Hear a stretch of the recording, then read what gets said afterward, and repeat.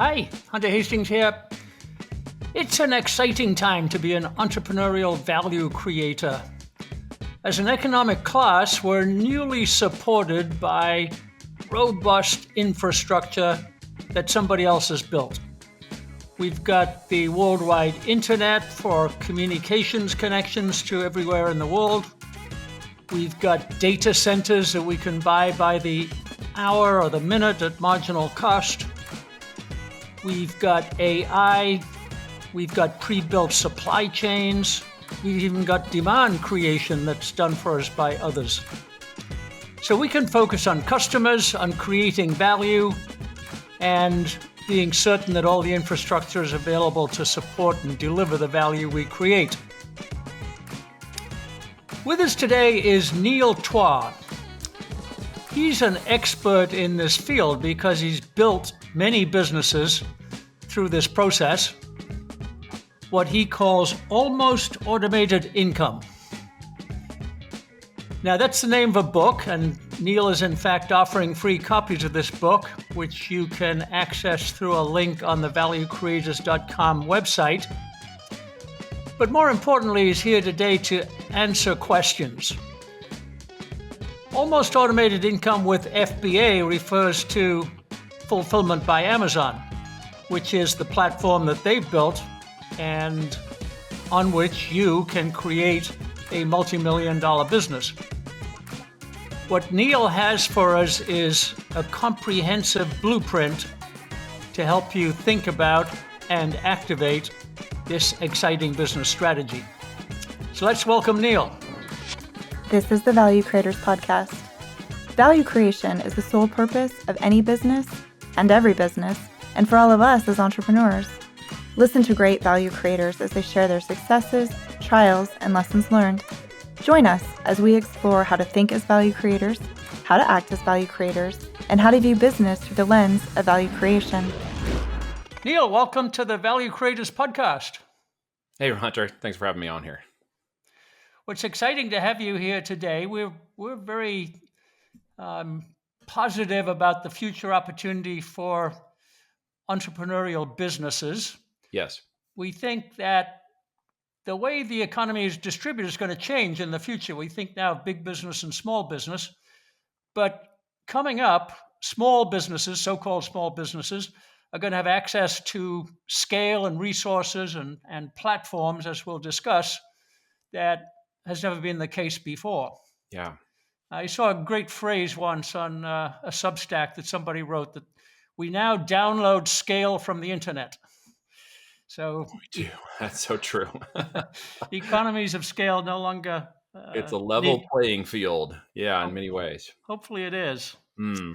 So we're going to talk about platforms. We're going to talk about a specific one, the Amazon FBA, and you'll tell us all about that. But let's start at that general point that entrepreneurs have access to, I call them generative platforms. There's all kinds of other infrastructure that they can download. How do you see entrepreneurial businesses growing in that vein in the future? Well, it's fascinating because I have a high-tech background. I've got oil and gas background and mobile industry and e-commerce and SaaS software and got a whole breadth of experience across multiple industries. And so for me, I've looked at the different industries and the way they move. And as an entrepreneurial person and a business owner and investor, and moving through the last 17 years, there's been a lot of change in our economy. There's a lot of change with commerce, the internet, now AI, movements of large platforms and connecting people through social media and stuff. It's really created kind of a fascinating time that in literally the last 5 years, there's things we can do now to expedite time and increase scale that required warehouses and employees and other things in the past, and we don't need any of that now. You can reach scale through viral videos. You can reach scale through leveraging other platforms that have built communities, and community and brand-driven narrative is where 2025 and beyond is going. So for the small business owner to capture that, there's a huge opportunity to build 7, 8-figure businesses with you and 3 VAs. Right. And so this is kind of how we've built our structure of model and have been able to enable it to go faster and easier over the last 3 to 5 years, with some of those mechanisms coming into place for literally the first time in the history of the internet, or availability for people of our size and business, even small, mid-sized businesses doing 25, 50 million a year. Yeah, I love the line in your book that somebody else has already built the warehouses, bought the trucks, set up the data center, and Correct. it's all ready to go. They spent So billions of dollars of developing it, that's right? right. That's right. And we all have access to that now. Leverage. It's fascinating. Um, we're going to talk about Amazon FBA as the main platform, but just before we get there, you point out there are other platforms that are available out there, right? Yes. There are other ways to base and grow businesses. How should entrepreneurs think about that? Should they sort through them, or should they think about what's the best platform for me, or should they just go straight to Amazon because that's the most sophisticated? Yes. That's almost a how long is a piece of string question. So let me Yeah, try to yeah, yeah, answer it yeah. in the context of frame. It's going to be slightly different for each person who wants to develop a particular business, a digital asset or a physical asset. All right. Since we're the physical asset world of branding and physical products, but we also have the digital medium of digital e-commerce, allowing us to facilitate the movement of those products worldwide in just-in-time logistics, right? Which was, by the way, the second oldest profession in the world, moving and selling products. Yeah. Okay, this is not a new thing. We just use tools at our disposal to make it easier to move, right? Amazon is like a hammer. It is something that can build amazing things, add on a deck, build your house, or it can smash your thumb or kill you as the second, branded weapon, I think, of beyond baseball bats. So you can do bad things with good stuff. Some people want to argue that, well, I don't own the customer data, which is a valid point to a degree. They will say, there's no value in that for me. And I would argue there's tremendous value in leveraging someone else's community to define whether or not that brand has mass market appeal. And others would say, well, I want my own website because I want all my own control. And I would say, well, everything on the internet, unless you control the hardware, the lines, the infrastructure, and the servers it's writing on, and you own all that infrastructure, you technically are going to ride on somebody else's platform. And so I would say you just need to figure out which horse you can ride. In my world out here in the country, you can ride two horses. You can't ride two horses with one ass. So at the end of the day, you need to pick one that you're going to ride. And now, having done media, traffic, online buying, been in the mobile space, played with online ads, had my own websites, did the SEO thing and looked at the platforms for growth. Amazon has become such a juggernaut of information and movement of physical products. It is back-end infrastructure as the sixth largest logistics supply chain in the world. It's a freaking miracle the thing works. Mhm. It delivers last mile to customers in every location you can possibly want to get products to. So at the end of the day, it's a wonderful tool to be used to leverage. Of course, it comes with a cost, platform fees and other things. You just have to figure that into the business. You have to know your numbers, right? And so many people are still playing the gut feeling game, not actually knowing their numbers about business. And so they make conjectures or assumptions based on what they've heard someone else say, which a lot of times, online's marketing language, and not actually got down to the fundamentals of what a business actually means to run. So if we start at the business level, we are e-commerce business owners. We choose Amazon FBA as our first platform, but there are TikTok shops, your website, Macy's.com, Walmart.com, Wayfair. There are plenty of other marketplaces to take your wares out there, including retail, big box, Costco, etc. Once you establish that brand and make it run, you're going to have access to all of that. Okay. If you say, well, Neil, I don't want to do that. I don't want to play on Amazon. I'd rather just go big box retail. Well, I can tell you, you can't get an order of 500,000 units or $500,000 from Costco without having proven you have other channels of sales. They will simply reject you. Mhm. Okay. You have to have other mechanisms in place. I take a product over to a TikTok shop. I have to have a product. I've got to be able to deliver the product. I have to be able to fulfill it unless I'm going to be an affiliate. And then I have to make sure that actually occurs correctly. So I need some foundation and some base to establish the movement of product to the customer and making sure that's done correctly. I just found that Amazon, when they were growing this entire infrastructure and spending $15 billion making it go, that it was much easier for me to leverage that. They handle the customer support, the back end, the operations, the returns, the fulfillment component of it. So what I'm really doing at the end of the day is being a marketer who is selling products to an AI engine through listings and digital media online that happens to deliver products to the customer to fulfill that obligation, that transaction. So while I have a physical products business, we're actually a digital selling business model, right? Yep. The physical product completes the expected transaction of a monetary transaction. And of course, making sure that closes correctly means I'm going to provide a great product no matter which platform I'm on, because I want the good reviews. And online, you've got to get your reviews, right? So really, most people focus on the wrong metrics. They Yep. focus too much on the product and not enough on the selling. right? Or they focus too much on the selling and they create a crappy product, a Me Too product nobody wants, and the whole thing collapses. So we got to find our middle ground, regardless of which platform we're on. Yeah. Okay. Well, we'll get to the P&L and the balance sheet and the product in a second. But one of the things that delighted me about your book, Neil, was we talk value creation, we talk Yep. customer first, understanding customers and understanding their needs and their wants and their unsolved problems. And you Right. said exactly the same thing. Yeah. Think of your business as serving a customer in a way that they haven't been served before that's going to delight them. So you start with the Right. customer. You start with a customer, you innovate, don't invent. I'm an inventor by nature. I've been on a patent. Inventing is the way I thought you made lots of money online or in the world. And, even going through the Shark Tank process to a degree, but never making it completely because I ran into Kevin Harrington, who is one of the original sharks, and we became friends. And I sort of, skipped to the whole Shark Tank thing to learn how that worked. But at the end of the day, most people are still kind of caught in an ideology that if you build it they will come, that somehow if I make this amazing unique product no one's ever heard of, that's the only way I'm ever going to make enough money to to have a life-changing event, to create generational time freedom or wealth freedoms. And the actuality is there are millions of products that you can create small variation innovations of and just make them a little better. Okay, make them a little better, make them a little more profitable, dial right into that customer and go right into the market and compete head to head with some of these really large companies.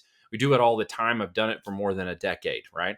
At the end of the day, the innovation creates that similarity and familiarity. And then when we leverage a platform like Amazon, we create that trust mechanism that allows the customers to buy directly from us. And then we can prove and incubate a brand to multi-seven figures on Amazon, knowing it has mass market appeal, and then moving it into secondary channels. And all of that is just a matter of conditioning. All right. It's a matter of conditioning yourself to start thinking as a seller and not a consumer. We're so consumer driven in our mind. Mm-hmm. People think, well, I wouldn't buy that, so no one else wants to. Well, already you're out. You're wrong. Yeah. They think, well, no one wants to buy $1,000 purse because they can't buy $1,000 purse. And that's also wrong too. They think that nobody would want another crock pot version, yet they buy $1 billion of Instapot. And they think, well, there's no other thing but Instapot. And then there's actually air fryers. Mm-hmm. So there is always an innovation against another idea that has a slight lateral movement, and where you can sell millions of dollars a year in those products by simply getting in the market and competing. And how do you choose customers, Neil? So Yeah. I want to sell to cooks, or I want to sell to school teachers, or I want to sell to teenage girls. How do you choose your customer? Yeah, so we call it the circle of confidence. And it usually starts in the areas in which we know or have intrinsic background or history, somewhat familiarity or knowledge around that. Could be a spouse, could be work environment, could be things I purchased in the last 180 days on Amazon myself. And I look at it and say, well, I'm an avatar. My wife is an avatar. Which one would buy the most products? Well, at the end of the day, it's my wife. She and most women spend 80% of the money online for families and are buying, 80% of the goods online. Larger purchases are usually done as couples or groups or families and buy larger things that are not necessarily everyday, monthly, weekly items that ladies buy it on these platforms. So 27 to 40-year-old women became our target because they were the ones buying the most goods online. And so as we said, okay, what do they want? Where do they go? We sort of went in our world through a process of elimination that came through both the numbers. What do we want to sell? How profitable do we want it to be? How much do we want to make sure our net bottom, profitability is, our net EBITDA is going to be? And then we kind of work backwards into which products match those metrics so that we aren't selling products on a vanity metrics. Okay. People typically seem to think customers operate on vanity metrics. Okay, my revenues are this much, my number of units are this much. And as I mentioned a minute ago, it could be vanity metrics about the type of product they're purchasing at price points. Maybe because it's their scarcity or limiting beliefs or limiting capital that won't allow them to purchase it, but there's still millions of people that will buy those every year, right? Even at the $500 or $1,000 range. So you look at it from a conditional statement of going through a process by which you start defining anything and anywhere in your network of product ideas that you can come up with. And we will typically say it's $50 to $500 in retail price point. We average between $100 to $175 in retail price point for each of our products. When you do that, you actually step into a barrier of opportunity that not many people are willing to step into. Okay, they typically are going to think 50 or less. They think, well, if I sell more units of the $20 product, more people are going to want to buy it. I'll make more money. but that's actually a vanity metric. When you get profitability down below $1.50 to $3 or $5 a unit after taxes and operational costs and everything else, you find that's not a whole lot of money when you're clearing out 75 cents a unit for a $19 product. Okay. Well, if you can clear out $3 to $5 a unit after all cost, goods, and services are going, you're still doing okay. The problem becomes economies of scale. The problem becomes if I sell 1,000 units and make $3 in profit this month, but sells 2,000 units of that product next month at $3 in profit, I did not make the same amount of money. If I'm lucky, I'm going to make $1 in profit after all cost, inventory, and the physical product ordering and movement of products through the logistics and supply chain. I simply burdened myself more without increasing my profit, right? So most people don't get that because they think in certain vanity. What I would prefer to do is sell another 1,000 units next month, but change my profit from $3 to $5, right? Yeah. Now I'm actually going to make more money. And if I can continue that process of inking up 50 cents or $1 until I'm making $7 or $10 or $12 in profit per unit, I'm going to do a lot better. And there are certain restrictions to that. Retail price points for certain products, 20 to 25 in range, won't hold that much net profit in them. They just won't. So you're going to move a lot of volume. You're not going to necessarily move a lot of profit. So when we get into that $50 to $500 range, all of a sudden you're opening up $20, $30, $40, $60, $70 or more in profit per unit. You can pay yourself, operations, marketing, and actually have something left over at the end of the day to grow the business, right? Yeah. So it's very important people like understand the right fundamental metrics of this business model before they really start thinking about how and what products they'll sell, because that will then back you into which customer you go after. Yeah. And we think of that in the lens of value, Neil. That value has got nothing to do with price. Value is what the customer feels, the right customer getting the right feeling from the right solution that you've given them. We call it subjective value. It's what the customer feels. You called it solution value. I That did.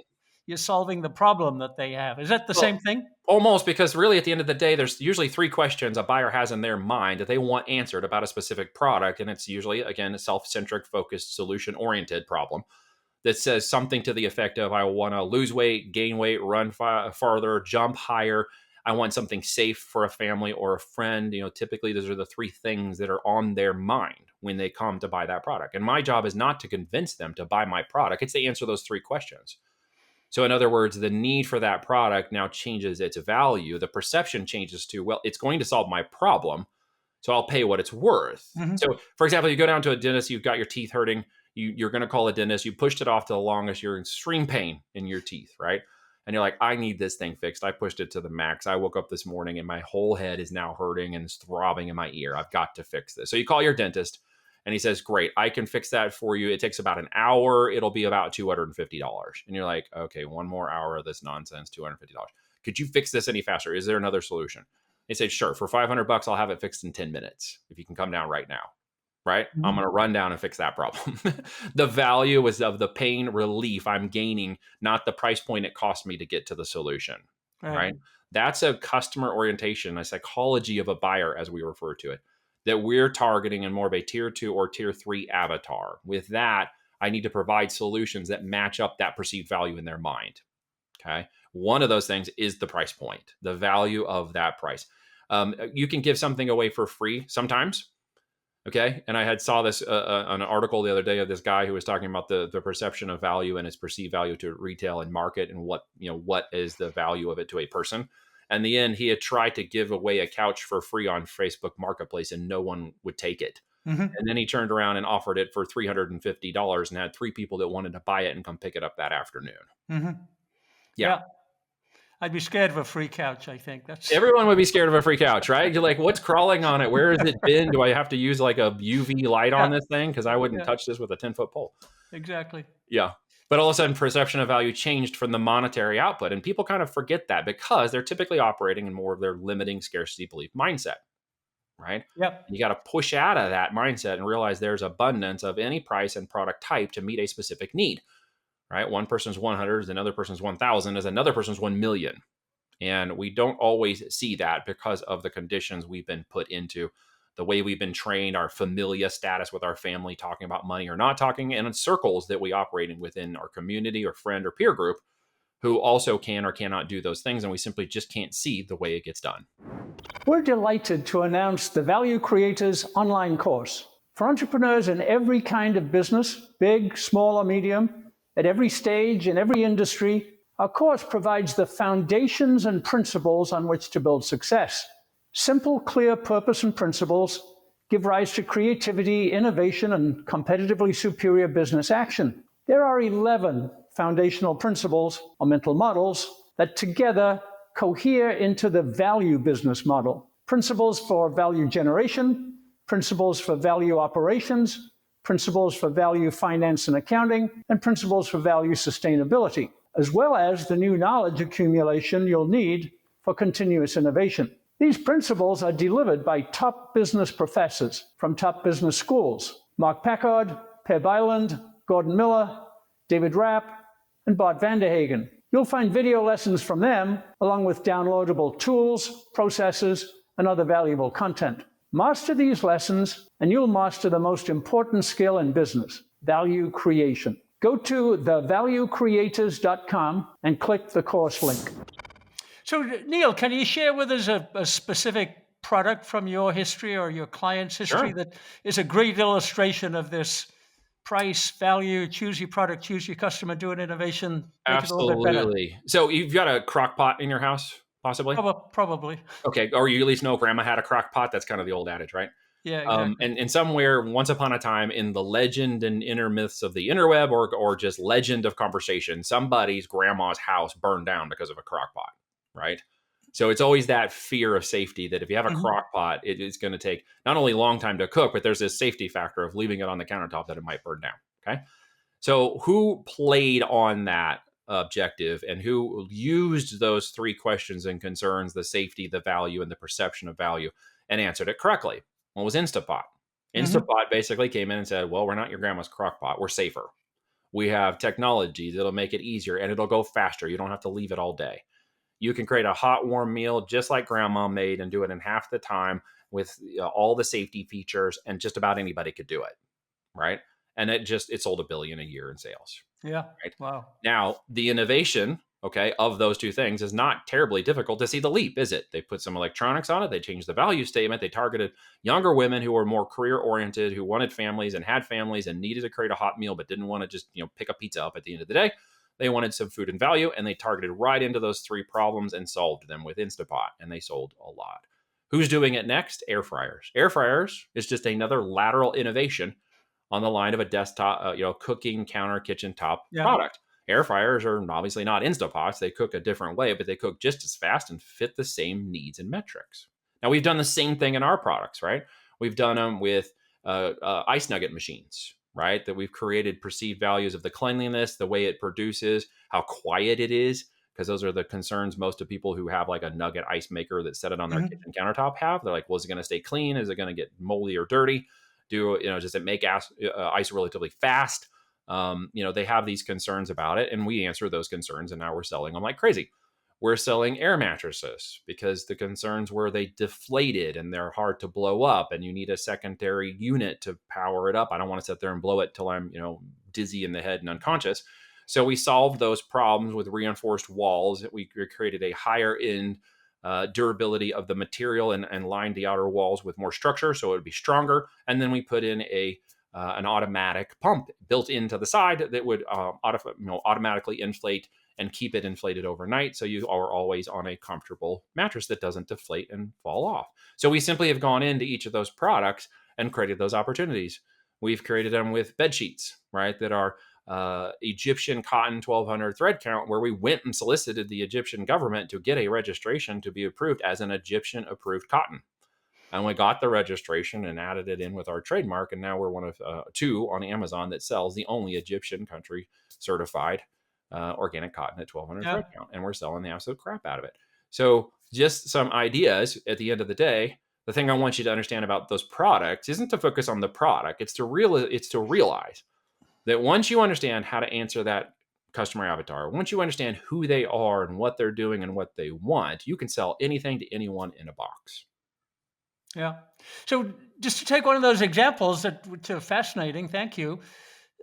the air mattress you talked about, how do you go into the supply chain and find the suppliers and the origination process and the factories and the Yeah. designers who will reinforce the walls of an air mattress so that you can sell it? hmm How Yeah, do you so do that? first we always market test. So what we did is we looked for suppliers that already create air mattresses, and we looked for a quality air mattress that matched one that was already selling on Amazon. Remember, we're going to innovate, not invent. So we went in Mhm. and did the due diligence, looked at the numbers, and said these 5 to 7 air mattresses are selling really well.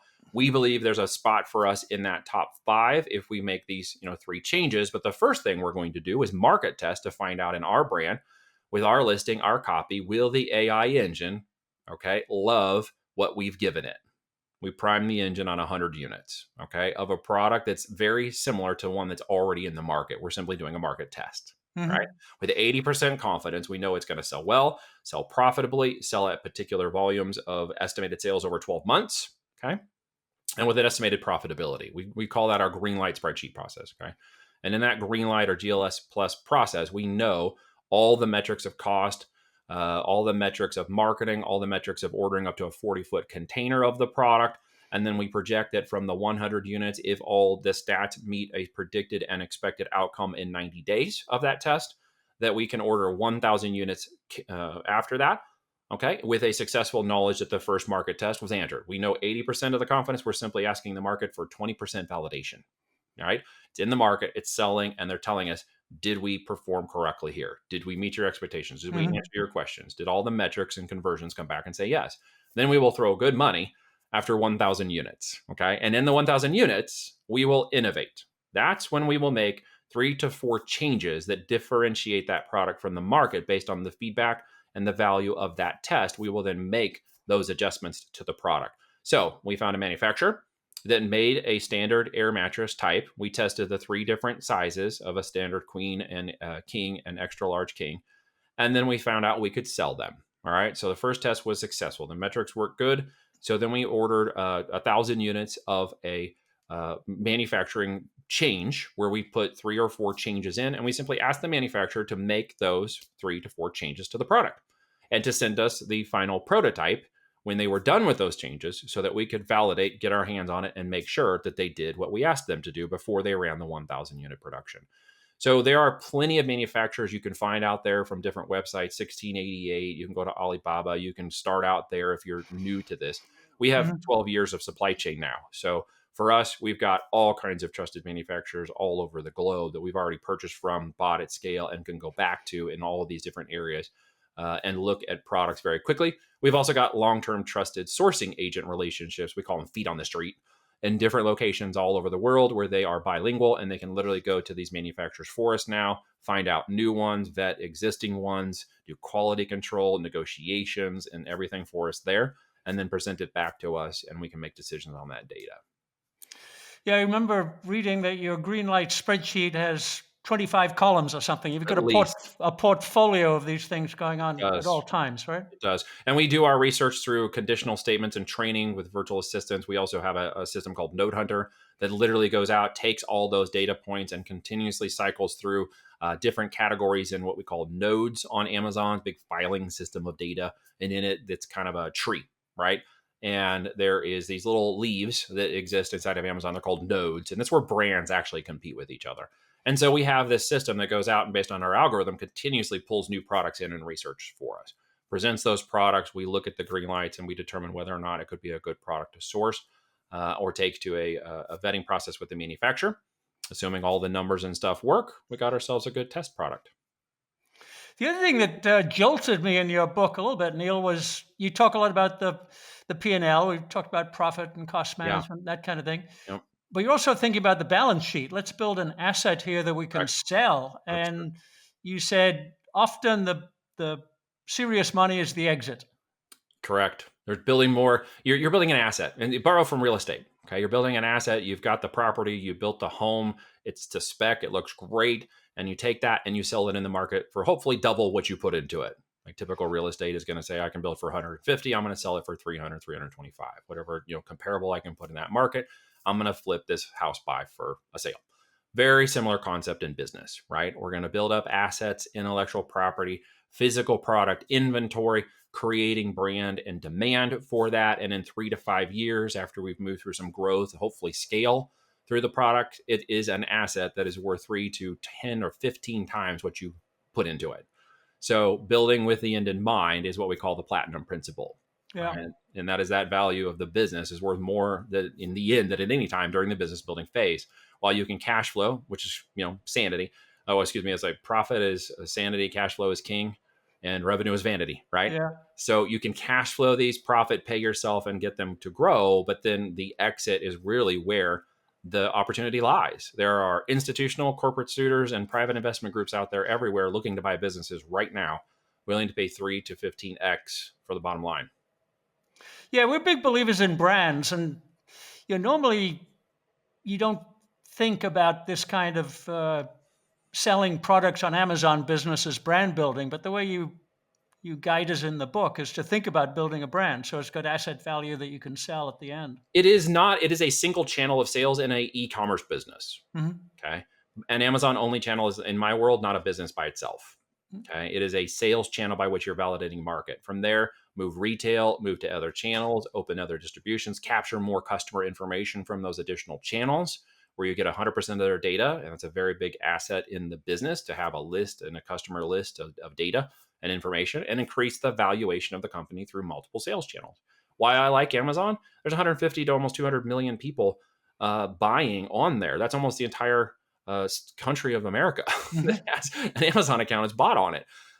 There's huge demand. All right. There's 8,600 units a minute running through that platform, 8,600 units a minute. There's huge market share demand for people who want those products. So I put them on a demand capture platform. That's what Amazon has become. It's not a discovery platform. It's a demand capture. Okay. Which means I don't want necessarily my brand to be the name at this point or importance, even up to 6, 7 figures. What I want is people to trust that they can find my products and brand through Amazon's leveraged infrastructure so that I can prove and incubate that this has mass market appeal. From there, I can do a lot more with that business. Yeah. So you're managing the demand chain as well as the supply chain. That's the way I like 100%. to put it. Yeah. There's the social media is demand creation. Yeah. All right. It's very important. UGC, influencers, etc. That's demand creation. Videos that go viral, people that promote your product, live streams like mini QVC episodes now, right? Or shows are doing extremely well. In fact, I would be very hesitant to be in a QVC ownership position right now or a home shopping network, knowing that the live streams are making more per an hour or every 3 hours than most of the QVC shows their entire existence. And so they got to be careful because this is going to take over. And that's demand creation. So once you get that going, you've captured on Amazon most of the traffic and stuff that's going around because people are very comfortable and they know it. And if they saw it on Facebook, they're going to go to Amazon and be like, is that legitimate? Oh, I found it. It's probably legitimate. It's on Amazon. When back in the day when the internet came online, it was yellow pages until the internet. And in the internet, it was like brochureware websites to prove that you were a legitimate company. Well, in today's world, brands and people are now looking to say, can I find your product on Amazon if I saw it anywhere else? And that legitimizes the purchase of that product. They may go back to the original channel and purchase it from, say, TikTok or Shopify or your website once they validated they found you on Amazon, or they may decide to go ahead and buy you on Amazon. We've discovered that this thing called a halo effect that occurs across all of these, multiple channels is up to 30% of all of that channel traffic, including television ads, flows back to Amazon. So it is there to be captured. Now, if I discover that your brand is not capturing it correctly on Amazon and I see a loophole for that product's innovation, I'm going to go exploit it because it's already moving on that channel 24/7, 365, and you're not getting it, and I can go get it. The demand is already there. Already there. It's a river flowing right through that channel 24/7, buying stuff in 30 seconds or less. Jeff Bezos, right? Jeff's coming back.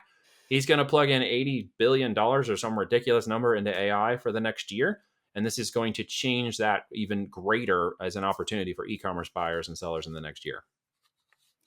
So Neil, you wrote the book, Almost Automated Income with FBA. It's I read it cover to cover. I learned a lot, and it's really instructive. So what's your value proposition to the entrepreneurs and future business people who are listening? Will you coach them? Will you fund them? Will you help them build infrastructure? What's your business all of the model above to a degree? So we work with operators because once upon a time I had the warehouse. I went through the third party logistics framework pre-Amazon. on a products suite we were doing in Utah, and we had about 20,000 square foot of warehouse and 12 employees. When that reached 8 figures, we ran into some problems. Our net profit was below 8%. We weren't happy with that. We were doing basically more of a job. And so it just turned into a problem. And so we had employees and all this overhead, and we ended up shutting it down, right? It was just too much. The systems and mechanisms by which, say, Amazon and platforms are now allowing us to access the customer and get the back end delivery of the last mile to the customer creates a simple business model at the end of the day of finding a product, manufacturing it, and selling it through those platforms.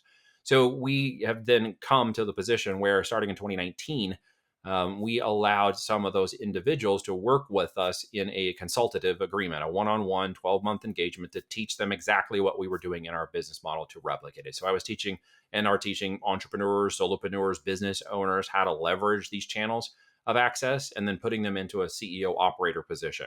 So getting them to understand that you can build these companies flexible without employees. We don't own warehouses anymore. We have all this logistics and third-party supply chain behind us. So we can focus very much on the customer experience, customer value, average lifetime value, average order value, and really focus on producing great brands into the customer market segment, which frees us up to do a lot more stuff. I have a family of 6. I'm 4 daughters.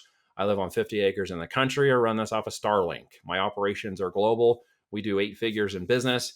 At the end of the day, I don't have to touch the products, move the products, and I'm freed up in my schedule to do podcasts like this and other things, while operations and logistics are being done in hours. Like, one of our operations teams handles about 7 businesses between them, and there's only 1 lead and 5 VAs, right? So the systems of automation allow that to occur. So if you're a business owner or an entrepreneur or a solopreneur and you want to get involved in physical products, I'm going to take my 17 years of knowledge, my entire team and structure, and show you how to do that as a lifestyle-driven business model. So you don't need the employees anymore, which I've had people come in and look at, okay, I don't need 50 employees anymore. How do I do this without them?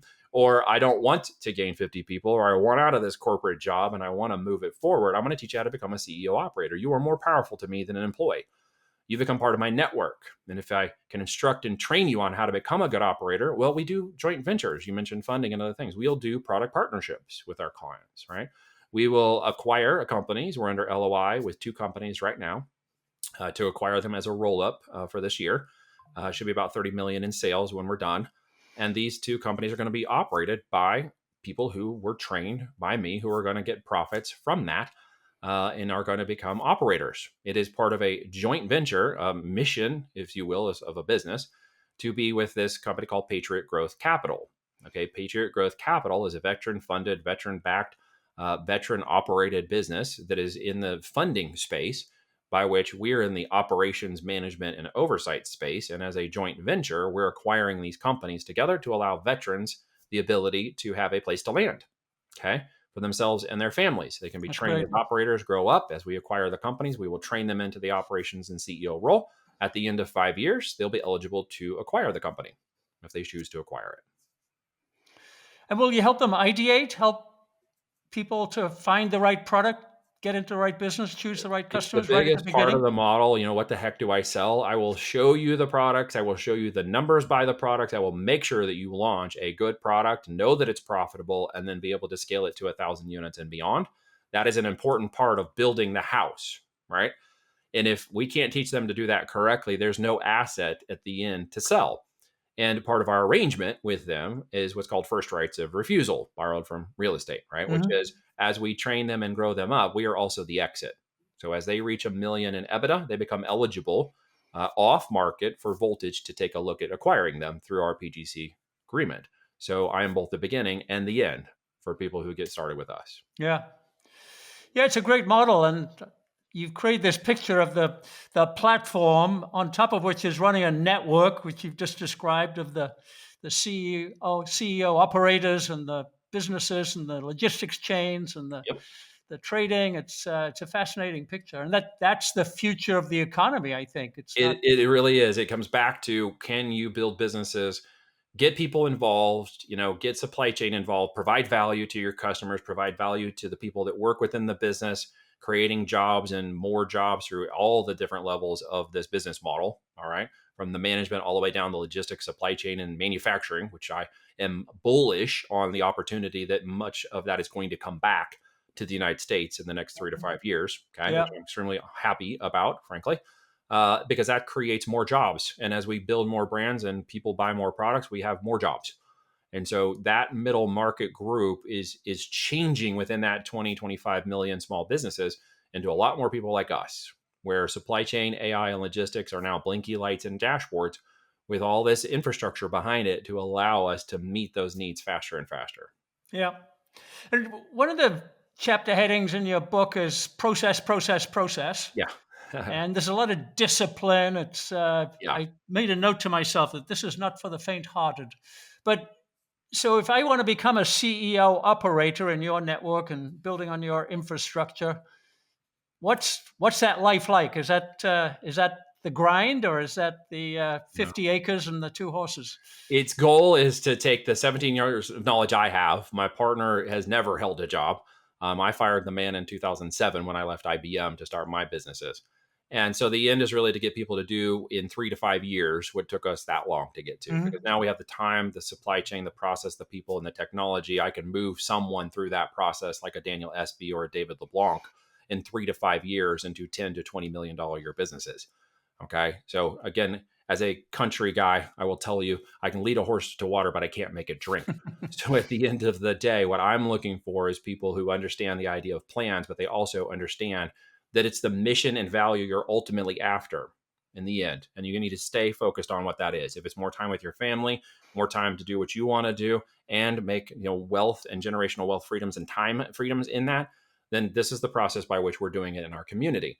If you want to work a W-2, that's cool. But if you don't want to have to work 40 hours a week to do this, we do things in 10 to 15 hours a week now. Systems, AI, automations, it makes it so much easier now.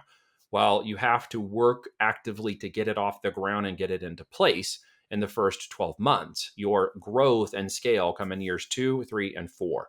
And by growth and scale and time and market, again, 8,600 units a minute on Amazon. Okay. Moving 100 units is just the beginning. Moving 300, 500. Okay. Some of our brands move more than 1,000 a day. The end result is these can move extremely fast. There's huge abundance of opportunity to do that. And if you want to create that and get out of that grind, get out of the traffic, get out of the life, get out of the flying. I flew 200 days my last year in IBM. Okay. That's a grind, right? And I know there's a lot of people that are out there thinking, well, that's the only way to get happy, to make money and do what? And I'd say, find that purpose and value. Ultimately, say put a 5-year objective on it, and then do anything you can do that you choose to do of your own free will in that first 3 to 5 years, so you can live like nobody else can after that, right? E-Myth, he's totally right when he talks about this.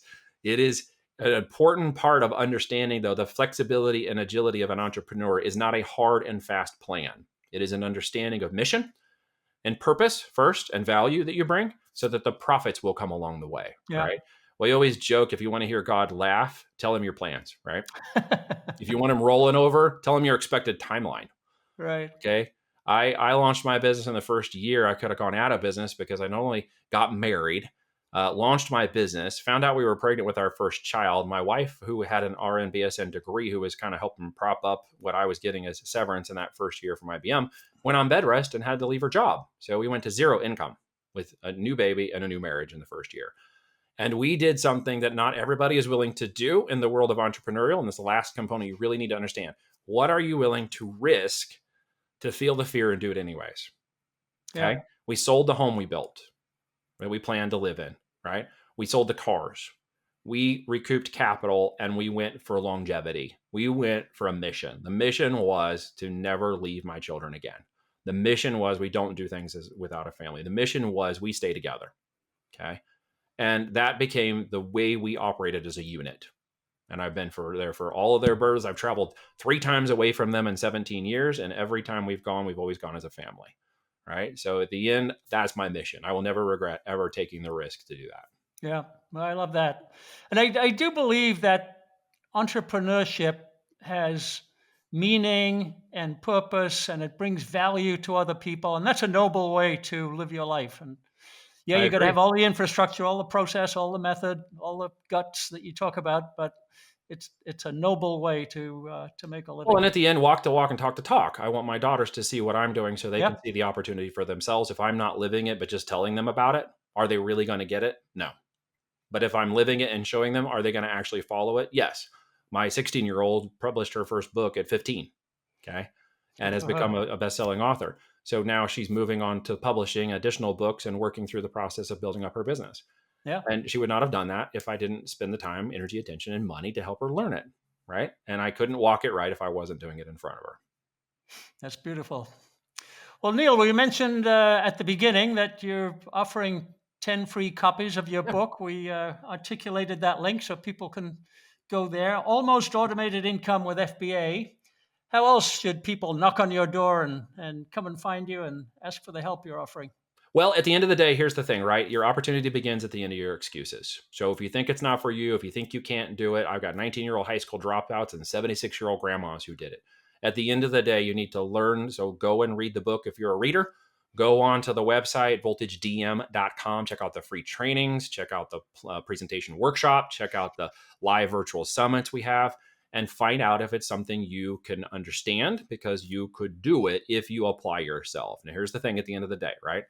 We are not a course. We are not a program. We are a consultancy. We are a 12-month one-on-one arrangement. We are working with those who have chosen to do this business model with or without us, right? Mm-hmm. What we provide is the implementation and the speed and the experience to keep them from doing it for $500,000 in 3 to 5 years, and instead get it off the ground and get it to $100K in net profits in the first 12 to 24 months. We have a specific plan of action and time-focused effort under that, and you will learn about that in those resources. Just understand, if you show up, we're going to expect you to be serious, and you're going to play a serious game because we're not messing around.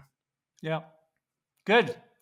Well, Neil, thank you very much. Thank you for the time that you spent with us, and thanks for all of those contacts and information, and thanks for the free books. You've been a wonderful host, Hunter. Thank you for having me on, sir. Enjoyed it. Thank you. Bye-bye. This has been another episode of the Value Creators Podcast. Thanks for listening. You can visit thevaluecreators.com for links and resources related to this episode, and check out hunterhastings.com for more content on entrepreneurial business management based on value creation principles.